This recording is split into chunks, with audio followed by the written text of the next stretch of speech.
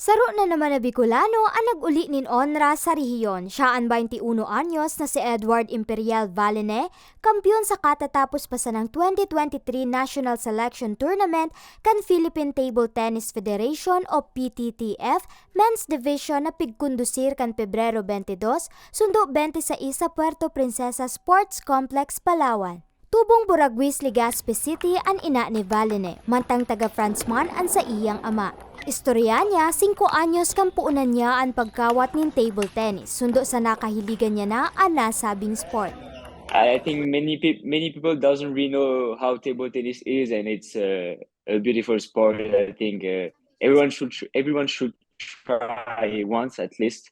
And if you try, just keep going and keep going, keep going. It's a lot of practice, a lot of dedication to be really good at table tennis. But I would say that at the end, it's one of the hardest but most beautiful sport.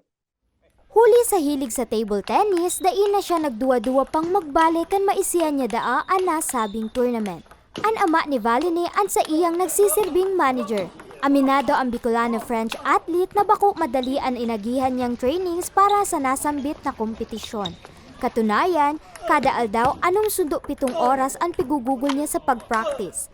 Apwera sa pamilya, inspirasyon niya man ang mga tawong nagtutubod sa iyang kakayanan kaya determinado dagada siyang manggana. I need like a really good preparation to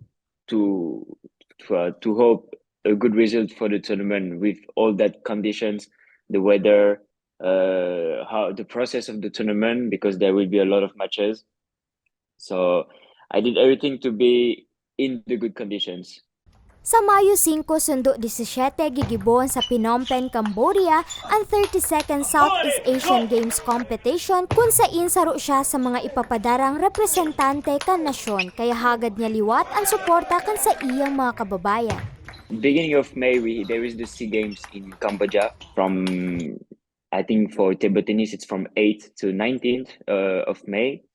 So right now we are, I don't know, middle of March.